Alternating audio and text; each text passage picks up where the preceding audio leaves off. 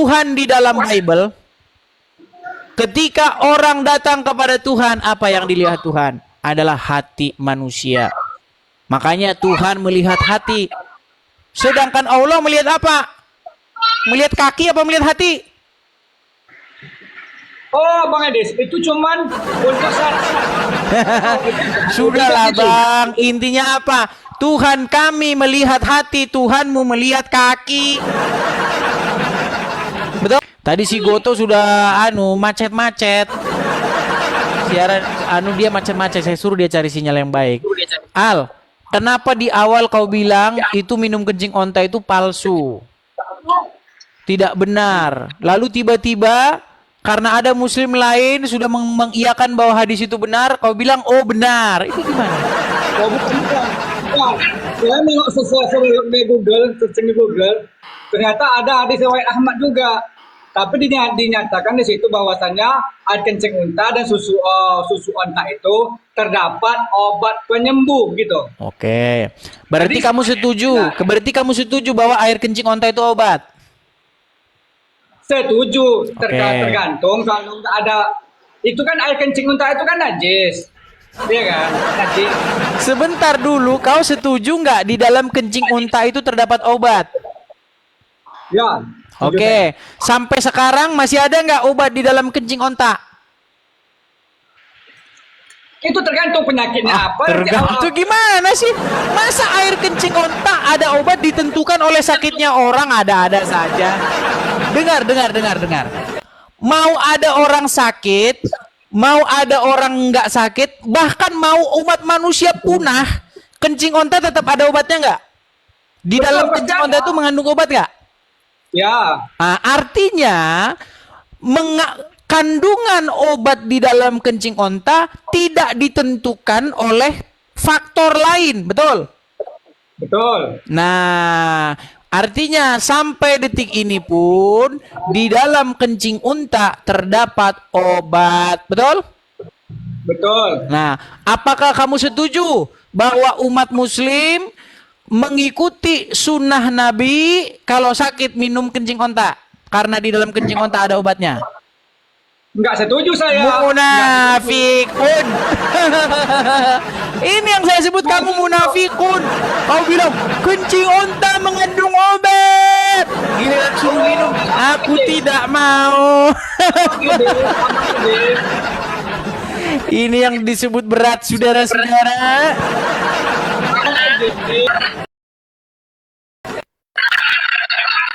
Kau sudah macet-macetkan sinyalmu itu. Aduh. Abang Ades dengar dulu. Saya mau mendengar dulu. Nah gini kan, betul. Di dalam kencing unta, air susu unta itu ada obat. Nah, sekarang kita pelajari dulu, itu kencing unta itu ada apanya? Dia kan najis, nggak boleh dikonsumsi. Nanti kalau ada orang, misalnya ada seseorang itu sakit, najis orang katanya untuk obat, sekarang najis yang bener yang mana? Aduh gimana sih ngomong sama kalian ini? Makanya ku bilang berhentilah ngikutin Muhammad.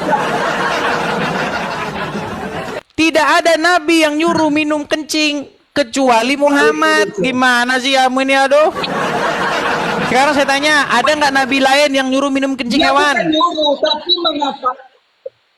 Kok bukan nyuruh tapi sih? mengatakan di dalam onta. Bukan loh bang, dia bukan minum susu onta, bukan gitu, minum kencing onta, bukan gitu. Coba kau baca lagi. Yuk, kau baca lagi dulu hadisnya, yuk. Sebentar, kau baca dulu hadisnya lagi. Ini bahaya ini ngomong sama orang ini nih. Kayaknya kita harus siap Panadol ekstra dan nih teman-teman, botol oksigen. Kayaknya ngomong sama dia gini harus sedia botol oksigen, saudara-saudara, karena berbahaya ini teman-teman. Sesak napas kita ngomong sama dia. Coba saya balikin. Yuk, silakan baca. Dari Anas mengatakan, bercerita ada sejumlah orang dari suku Uki dan Unana yang datang menemui Nabi. Namun mereka mengalami sakit karena tidak betah di Medina. Lalu Rasulullah memerintahkan kepada Lalu Rasulullah memerintahkan, betul? Betul. Memerintahkan itu nyuruh nggak? Nah, menyuruh mereka untuk Menyuruh. ya betul. Tadi kau bilang nggak disuruh. Nah, terus lanjut. Dan menyuruh mereka untuk meminum air kencingnya dan susunya. Setelah mereka minum, mereka mereka menjadi gemuk dan mereka menjadi sembuh dan gemuk, betul? Betul. Nah, kamu percaya nggak sama Muhammad? Saya percaya. Mau ngikutin Iya kan? sunnah Nabi nggak? Kalau Sebentar dulu, mau ngikutin sunnah Nabi nggak? Oke, sunnah Nabi apa? Kalau orang lagi sakit atau demam? Minum apa? Gini loh bang, itu Aduh. Dengar. Inilah akibat umat sudah mengingkari nabinya, saudara. Ayo, saya sangat senang kalau umat muslim mengikuti sunnah. Ayo, betul boleh nggak minum kalau sakit minum kencing onta nggak sesuai anjuran Nabi? Abang. Berat, saudara-saudara. Saya mau tanya deh sama abang dalam topik lain deh. Enggak, ini diselesaikan dulu. Berarti gini, Anda setuju tidak kalau besok di rumah-rumah sakit Islam di mana-mana, setuju nggak Anda bahwa stok kencing onta harus diperbanyak? Nggak setuju. Itu namanya kamu bohong mengikuti Muhammad. Udah saya bilang udah, nggak usah tanggung. Kalau kamu sudah tidak sudi mengikuti Muhammad, gimana? Kalau kamu saya tawarkan supaya kamu meninggalkan Muhammad, gimana? Saya tanya dulu deh sama abang deh. Kamu kan udah sudah tidak mau mengikuti Muhammad, minum kencing onta, betul? Ya betul. Nah, kenapa kamu tidak meninggalkan Islam saja, meninggalkan Muhammad? Nah, sebelum itu saya nanya dulu deh satu. Boleh? Saya nanya dulu. Enggak, kamu mau ninggalin Muhammad dulu enggak? Kalau sekarang enggak. Nah, udah. Jadi nanti kalau kamu sudah sadar, ya, kalau kamu nanti sudah pikiranmu sudah tenang, nanti kabarin saya. Bilang begini, Bang. Kemarin itu saya masih malu-malu, Bang. Apalagi ditonton ada 3.000 orang lebih nih, Bang. Tapi setelah saya pikir-pikir sendiri, Bang, bener juga yang Abang bilang, Bang. Masa saya mau ikutin gitu. Nah, nanti kalau udah begitu boleh kau inbox saya, ya. Nah, betul? Boleh saya nanya? Ya, silakan. Mau nanya apa? Silakan. Abang mengatakan Yesus itu adalah Tuhan, ya kan? Ya. Dan dia masih hidup sampai sekarang, betul? Nah, yang saya tanyakan, kan ada kisahnya bahwasanya Yesus itu mati disalib, digantung seperti ini. Gimana ceritanya itu? Ya baca saja Injil, Bang. Masalahnya begini, saya mau memberitakan Injil kepadamu tapi masih ada penghalangnya. Penghalang kebenaran itu adalah kamu masih percaya sama ajaran Islam. Jadinya sulit, Bang. Ibarat kata gini, Bang. Kalau orang mau masukin air, ini gelas nih. Ini gelas. Ini kan lubangnya kebuka nih. Nah, kalau ketutup, masih ada silnya, masih ada segelnya, nggak bisa dimasukin air. Harusnya silnya dibuka dulu. Nah, silnya itu atau tutup dari kebenaran itu masih ada. Itu adalah karena kamu masih ngikutin Muhammad. Nah, nanti kalau kamu sudah mau meninggalkan Muhammad, baru saya akan ajarkan kamu Injil kebenaran. Intinya saya cuma pesan begini, Bang. Kalau abang ikut Yesus, abang tidak akan menemukan ajaran yang aneh-aneh. Minum kencing ontak lah, cium-cium batu lah, nggak ada. Ya kan? Lempar-lempar batu lah, nggak ada. Yesus tidak pernah mengajari manusia jadi tukang lempar-lempar batu. Lempar batu, wah, nggak ada itu. Lempar batu, cium batu, putar-putar batu, nggak ada itu dalam ajaran Kristen. Makanya Yesus mengatakan, akulah jalan dan kebenaran dan hidup. Begitu. Makanya berbahagialah orang yang tidak menolak Yesus. Berbahagialah orang yang percaya kepada Yesus. Nah gitu, Bang. Makanya saya undang abang untuk percaya kepada Yesus. Jangan percayanya sama Muhammad. Coba apa terjadi? Gimana? Yesus masih sampai sekarang. Dan nyata-nyatanya Yesus itu mati di tiang salib. Ya, Coba, Yesus jelaskan kalau kepada misalnya kami. gini, saya jelaskan. Kalau misalnya Yesus mati dan tidak bangkit-bangkit, saya nggak usah jadi orang Kristen, Bang. Ngapain ngikutin orang mati? Untuk apa ngikutin orang mati, Bang? Mending saya ngikutin rambu lalu lintas, jelas, karuan. Gitu loh. Nah, kalau karena faktanya, karena ternyata Yesus bangkit, mengalahkan maut, makanya Yesus berkata, akulah kebangkitan dan hidup. Begitu loh. Jadi, tujuan beragama ini kan intinya adalah itu, mencapai kepada hidup yang kekal. Betul? Ya.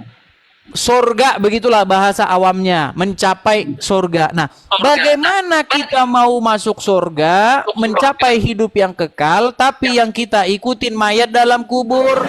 Ya nggak bisa. Tetapi yang kita ikuti haruslah Yesus, karena dia tahu jalan ke sorga, tahu jalan kepada hidup yang kekal, karena dia sendiri telah bangkit mengalahkan maut, seperti itu. Jadi kita tidak Jadi boleh abang- mengikuti orang yang sampai sekarang masih dikangkangi oleh maut, tidak berkuasa atas maut. Begitu. Jadi abang mengikuti Yesus atau mengikuti ajaran Yesus? Mengikuti Yesus, karena Yesus tidak sudah naik ke surga, maka Yesus mengutus yang namanya Roh Kudus. Roh Kudus itulah yang ditaruh ke hati orang percaya supaya dia tinggal di hati orang-orang yang percaya kepada Yesus.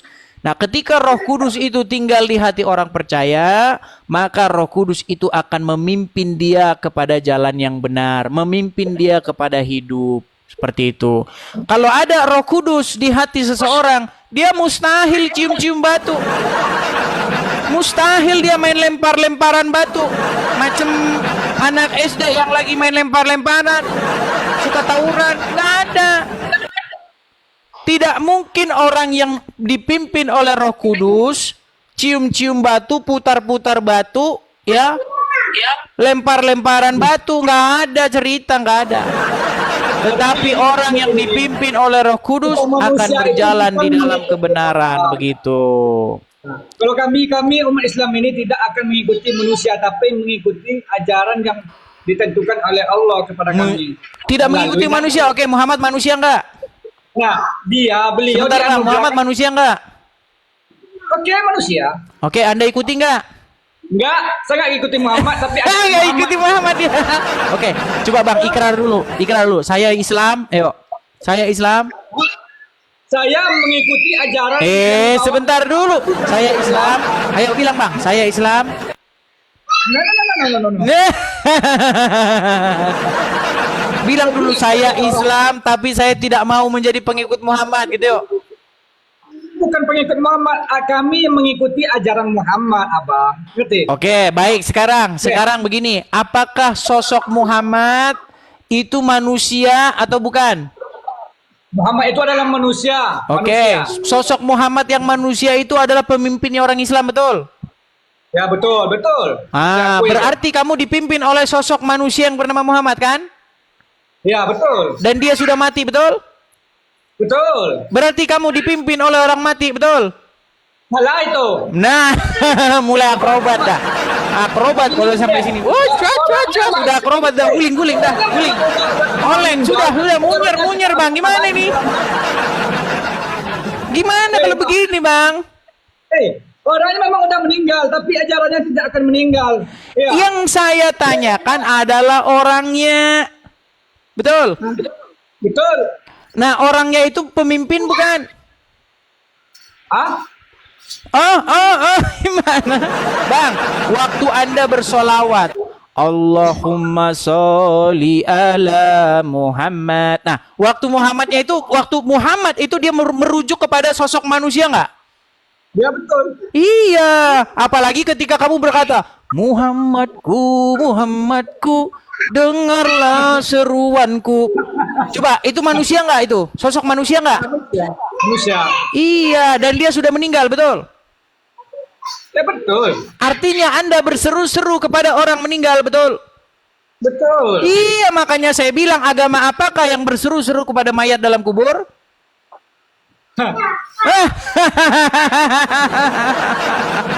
Meninggal dunia bang kita. Abang dengar deh. Gimana bang? Coba apakah umat Muslim adalah orang yang mengikuti orang apa berseru-seru kepada mayat? Nggak ada. Kami umat Muslim hanya mengikuti ajaran yang disampaikan oleh Allah kepada melalui Bang, dengarkan ya bang ya, dengar, pelan-pelan ya bang ya, pelan-pelan. Waktu umat Islam berseru-seru kepada Muhammadku, dengarlah seruanku. Sudah Anda akui itu berseru-seru kepada mayat dalam kubur, betul? Berarti agama apakah sesungguhnya yang berseru-seru kepada mayat? Ayo, ngaku yuk. Buat pengakuan. Lanjut. Iya, agama Islam bang. Ini loh, ini bang, saya itu debat bukan cuma sama abang aja, nih bang. Makanya abang terlambat tidak abang ngikutin channel saya ini, nih bang. Ini channel saya waktu saya debat sama si Rashid nih, lihat nih bang ya, dengarkan ya bang ya, biar abang tahu. Nih, coba ya, kita cari dulu Edis TV di TikTok. Karena akun saya yang asli hanya ada 2 ya teman-teman ya. Sebentar ya. Bentar bang, nih. Ini yang saya live ini. Nih, ini videonya bang ya. Saya putarkan ya bang ya, nih. Sorong. Agama apakah yang robnya adalah mayat? Kami. Agama apa? Islam. Nah, sudah diakui agama yang robnya adalah mayat, kata Rashid adalah agama Islam. Kok menjebak? Memang betul. Secara kaidah bahasa, rob itu artinya pemimpin, pengatur, ya kan? Pengendali, ya kan? Itu arti rob. Makanya Muhammad itu memenuhi kriteria itu. Makanya menurut Rashid, menurut Yusuf PI, menurut Gus Wafi, menurut Rifa, Muhammad itu adalah rob. Nah, saya bilang, apakah rob kalian sudah meninggal? Dijawab iya. Makanya saya bilang, agama apa yang robnya adalah mayat? Nah, kata si Rashid tadi agama Islam. Mana?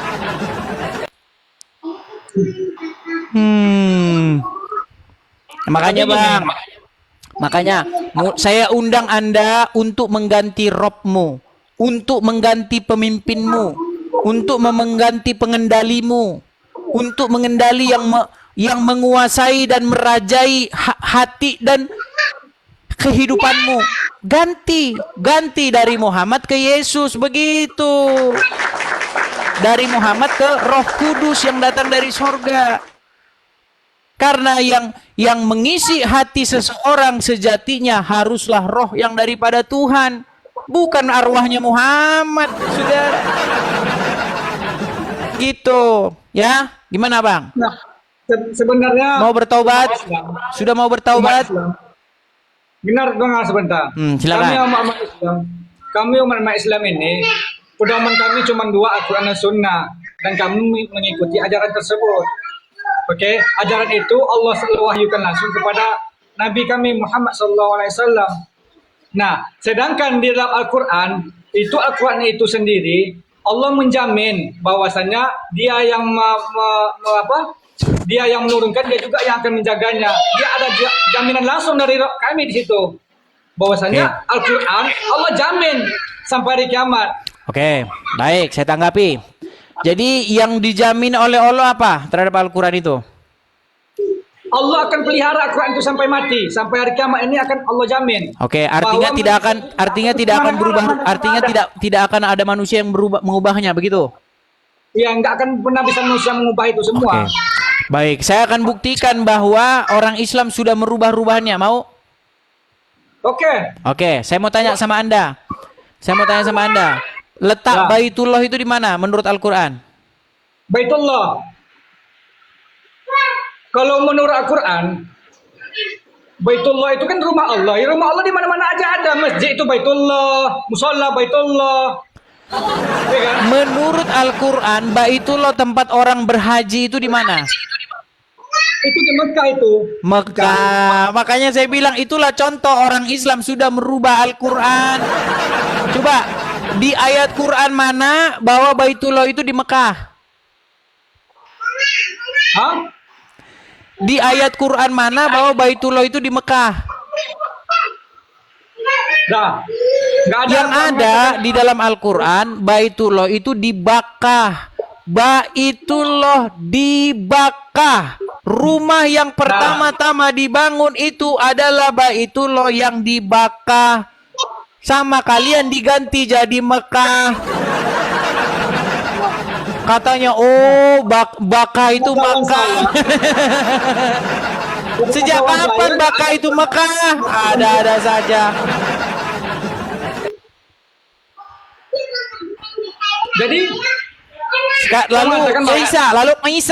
Isa di dalam Al-Quran menubuatkan akan datang seorang nabi setelahku, ismuhu Ahmad, namanya Ahmad. ya betul. Ahmad apa Muhammad? Baca dulu itu tafsiran kayak gimana itu. Ahmad jadi Muhammad. Makanya aku bilang kalian inilah orang-orang yang tukang merubah-rubah isi Al-Quran. Terus Al-Quran bilang apa? Al-Quran menyuruh supaya umat muslim beriman kepada kitab-kitab sebelum Al-Quran. Betul? Betul, betul. Tapi apa yang umat muslim lakukan? Malah kalian beriman kepada kitab-kitab sesudah Al-Quran. Kepada kitab Bukhari, kitab ini, kitab Imam ini, kitab Imam As-Suyuti, kitab Imam, kitab ulama, kitab Syekh, kitab ini, kitab itu. Itu yang kalian lakukan. Makanya saya bilang Quran bilang A, kalian bilang B. Bang gitu. Gimana? Tetap pada kami Quran sama Sunnah gitu. Bang, Kalau di dalam Al-Quran, kitab yang berisi kebenaran, di dalamnya itu adalah Injil dan Taurat, betul? betul, tapi Adakah di dalam Al-Quran, adakah di dalam Al-Quran pernah menyebutkan bahwa kitab-kitab sesudah Al-Quran itu adalah berisi kebenaran? Surah Quran nggak ada lagi kitab setelah Quran. Loh, kitab Sahih Bukhari, Sahih Muslim, kitab Imam ini, kitab kuning, kitab ini, kitab itu, kitab Syekh ini, Syekh itu, ayo. Itu beda, itu kitab sebagai Justru kepada itulah kalian beriman. Justru kalian berimannya kepada itu, makanya kalian akhirnya jadi tukang. Nih, bentar nih, saya kasih tunjuk contohnya, saya kasih ke Anda. Ini akibat Anda beriman kepada kitab-kitab sesudah Al-Quran ini. Sabar nih. Coba abang lihat ini. Abang lihat kakinya ini enggak? Ya betul. Ya. Nah, terus lihat kakinya yang ini. Ya. Ah, yang satu begini, yang satu begini, beda kan? Ya. Ah, silap dikit, sahnya sholatnya batal, betul? Enggak batal. Berarti kenapa harus begini? Berarti boleh nggak begini? Ini untuk yang pertama itu, Bang. Iya, kalau yang pertama tahiyat awal duduknya nggak begini, berarti boleh nggak? Boleh. Di mana? Terus ngapain suruh begini kalau memang boleh? Ngapain harus suruh begini? Duduk kalau peraturan kaki itu bukan termasuk syarat sah sholat. Jadi Oke, sekarang berarti boleh bersila. Bersila kayak mana? Kayak gini. Yang nomor awal. Bersila. Ya. Tahu nggak duduk bersila? Yang begini kakinya, begini. Mana boleh? Enggak boleh. Ini makanya saya bilang berarti duduknya harus begini, betul? Ya, harus begitu. Sekarang saya tanya. Tuhan di dalam Bible, ketika orang datang kepada Tuhan, apa yang dilihat Tuhan? Adalah hati manusia. Makanya Tuhan melihat hati. Sedangkan Allah melihat apa? Melihat kaki apa melihat hati? Oh, Bang Edis, itu cuman untuk syarat. Sudahlah Bang, intinya apa? Tuhan kami melihat hati, Tuhanmu melihat kaki. Betul? Emang ada landasan bahwa sama Tuhan kami melihat hati. Cobalah saya tanya dulu Bang, apa fungsinya kakinya begini? Biar ngapa? Nah, itu dalam ilmu kesehatan sholat kami itu memiliki berbanyak macam manfaat. Iya, di kitab mana? Di Quran mana bahwa kalau kakinya begini manfaat kesehatannya banyak? Mana? Nah, kalau di Quran tidak ada itu. Makanya saya bilang karena kitab kalian sudah ganti bukan Quran lagi.